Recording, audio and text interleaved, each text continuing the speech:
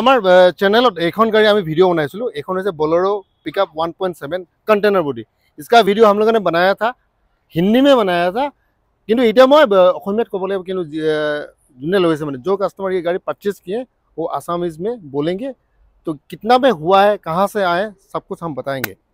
चलिए वीडियो को स्टार्ट करते हैं। दादा नमस्कार। नमस्कार। तो অৱশেষত আপুনি গাড়ীখন পালে बोलेरो पिकअप 1.7। हाँ পালো। তো প্ৰথমে এবাৰ আপুনি ক'ৰ পৰা আহিছে আপোনাৰ নামটো কি এবাৰ জনাই দিয়ক আমাৰ যিসকল বিডাৰ কাস্টমাৰ। মোৰ ঘৰ হ'ল বৰপেটা ডিস্ট্ৰিক্ট বিলাসীপাৰা গাঁও। মোৰ নাম হ'ল আজগৰ আলী। মই গাড়ীখন দাদাৰ ভিডিও চাই লৈছিলো আহিছিলো আহি কিনে গাড়ীটো ললো আজি। বিলাসীপাৰা আপোনাৰ কিমান সময় লাগে তাৰ পৰা যদি অহা যায় গুৱাহাটীলৈ? মোটামুটি ধৰক বাছত আহিলে 3 ঘণ্টাৰ ওপৰত যায়, ট্ৰেইনত আহিলে 2 ঘণ্টামান লাগে। মানে ইয়ালৈ আহোঁতে বা এড্ৰেছটো বিচাৰি পাওঁতে কিবা অসুবিধা হৈছিলে নেকি? নাই আমি এটা এড্ৰেছটো পটককৈ দিয়া নাথাকে, আমি কওঁ যে গড়চুকৰ ওচৰত আছে, তাৰ পৰা আমি কমিউনিকেট কৰি পিনি ইয়ালৈ লৈ আনো। তো সেইকাৰণে চাওক আপুনি যোনে চাই আছে কণ্টেক্ট নম্বৰটোত আপোনালোকে ফোন কৰিব, তাৰপিছত আমাক ধুনীয়াকৈ গাইড কৰি দিয়া হয় কেনেকৈ আছে কেনেকৈ ইয়ালৈ আহিব। দাদা কোনো প্ৰব্লেম নহ'ল। আৰু আপুনি যে বলেৰো কণ্টেইনাৰখন ল'লে আপুনি বহুত জেগাত চাইছে কিজানি? নাই 3 জাগাত 4 জাগাত চাইছো আমি। তো আপুনি ভিডিও চাই হয় গাড়ীটো মোৰ পছন্দ হৈছে। এতিয়া আপোনাৰ যিটো গোটেইখিনি মিলাই আপোনাৰ মোটামুটি কিমান মান পৰিলে আপোনাৰ? তাৰ গোটেইখিনি মিলাই ধৰক আপোনাৰ 5,80,000 মান আপোনাৰ চব মিলাইছিলে পৰিলে আপোনাৰ গোটেইখিনি।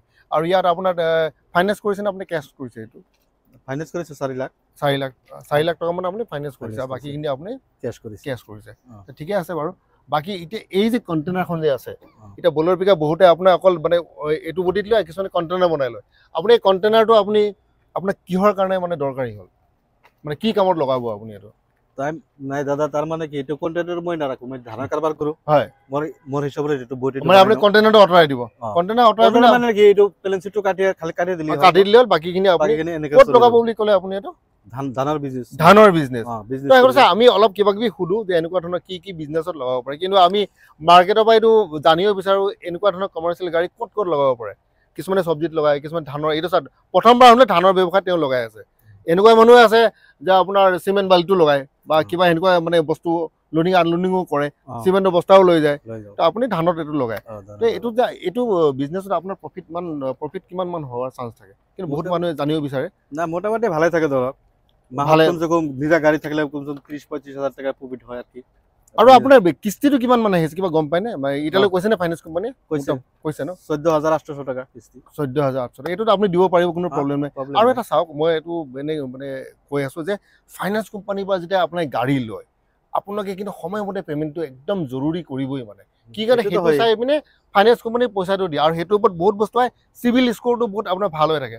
বহুতে ভাবে কি জানে এই ফাইনেন্স কোম্পানী নিদো যা যি কৰা কৰি থাকিবি, সেইটো কি হয় আপোনাৰ চবতকৈ বেছি ক্ষতি হয়। কিয়নো এটা জেগাত যদি আপোনাৰ ফাইনেন্স কোম্পানী নিদিওঁ তাৰমানে বেলেগ কেইটাও নিদিয়ে, কিন্তু আপোনাৰ চাব চিভিল ৰিপৰ্টটো চাব, তাত ডাঙৰ এটা আপোনাৰ ইম্পেক্ট পৰে। তো আপোনাৰ যেনে তেনে পাৰিলে আপুনি মানে 3 বছৰৰ কাৰণে লৈছে ন? 3 বছৰ আপুনি একদম যেনে তেনে আপুনি পইচাটো দি থাকিব, তেতিয়া আপোনাৰ টেনশ্যন। তেতিয়া আপোনাৰ চাব ফাইনেন্স কোম্পানী নিজে মাতিব আপুনি, দাদা আপুনি আহকচোন, এবছৰ পিছতে মাতিব, দাদা আৰু এটা গাড়ী লওক। সেইটো হৈছে ৰিলেশ্যন। সেইটো আমি জাষ্ট আমি এটা মানে এজ এ ইনফ্লুৱেঞ্চাৰ আমি চবকে কওঁ যে আপুনি চব বস্তু মেইনটেইন কৰি আহিব। চাওক এতিয়া আপুনি কেছত যদি ল'ব যায় বহুত সময় লাগিলে, পইচা যোগাৰ কৰিব লাগিল।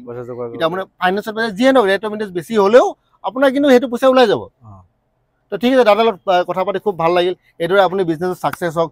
আৰু আমাৰ বিষয়ে অলপমান ডিলাৰৰ বিষয়ে অলপমান আপোনাৰ নিজৰ জেগাত ক'ব যে এনেকুৱা এটা জেগা আছে, যোগাযোগ কৰিলে গাড়ী পায়, সেইখিনিয়ে আমাক লাগে। তো ধন্যবাদ দাদা, আপুনি এইদৰে বিজনেছত আগবাঢ়ি যাব। থেংক ইউ ভেৰি মাছ। মই সেইকাৰণে ক'লোঁ